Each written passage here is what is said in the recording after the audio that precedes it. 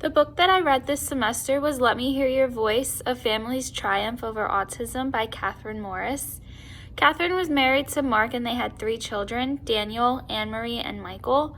The story begins with Anne-Marie's first birthday, and this is when Catherine begins to see signs that her daughter is a little bit different than her older son, Daniel. She wasn't always laughing or giggling, she was always crying, and she wasn't as interactive with others. She begins to research and question her doctors on what is actually going on with Anne-Marie. The doctors soon become worried about Anne-Marie when they realize that she begins losing language and she does not say as many words as she once did.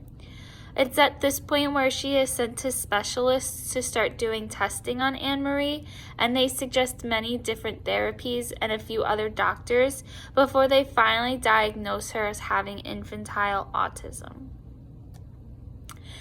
At this point, Catherine begins to blame herself. She feels that because she did so much reading and researching, she made others start to believe that her child had autism. She began to feel guilty for doing all of this researching and convincing others of Anne-Marie's autism.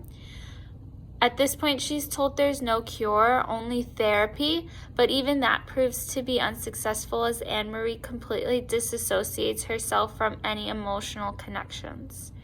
Catherine and Anne-Marie begin more rigorous therapy to force emotions and speech, and the doctors tell Catherine to yell at Anne-Marie to force emotion, and this upsets Catherine because she wants to try and keep things positive when working with Anne-Marie, and this positivity between the two proves to be more successful.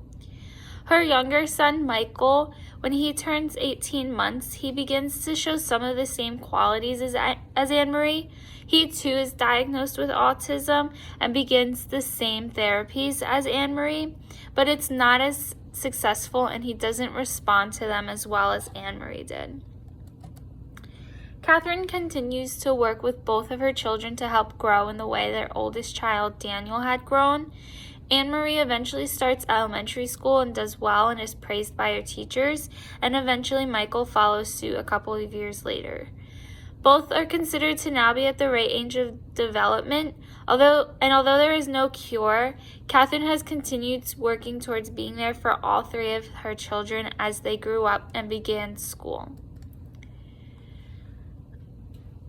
When it comes to having a child with autism, family members often blame themselves for their child's disabilities, especially when there is no way to prevent it. Seeing how much Catherine fought for Anne-Marie and later her son Michael shows just how much a parent is willing to do for their child. She knew something was wrong with Anne-Marie, and even though she tried to deny it, she was willing to do whatever it took to get an answer. Each family has a different reaction to hearing that their child or children have a disability. Catherine and her husband's Mark's reaction was very neutral in terms of how others might react. Some react more positively and others react harder on themselves, but Catherine and Mark both just wanted to be there for their children.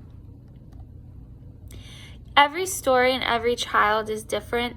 As a future special education educator, it's important to remember that not every family has experience with a child with disabilities, and that their lack of experience is not a reflection of their character.